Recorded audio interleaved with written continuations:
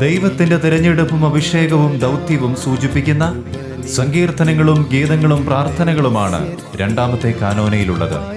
മാമോദീസ നൽകുക, വിശുദ്ധ കുർബാന അർപ്പിക്കുക എന്നീ പൗരോഹിത്യ ധർമ്മങ്ങൾ അനുഷ്ഠിക്കാനുള്ള വരങ്ങൾക്കു വേണ്ടി യാചിക്കുകയാണ് നൃപനെ വാഴിക്കുന്നവന എന്ന ഗീതത്തിലും പ്രാർത്ഥനയിലുമുള്ളത്.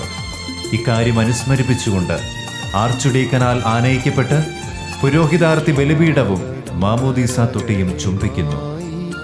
കർത്താവിന്റെ അഭിഷക്തനിൽ അവിടുത്തെ കൃപ ചൊരിയണമെന്ന ദൈവജനത്തിന്റെ ആഴമായ പ്രാർത്ഥനയുടെ പ്രകരണങ്ങളാണ് മൂന്നാം കാനോനയിൽ ചൊല്ലുന്ന 118 സങ്കീർത്തനം.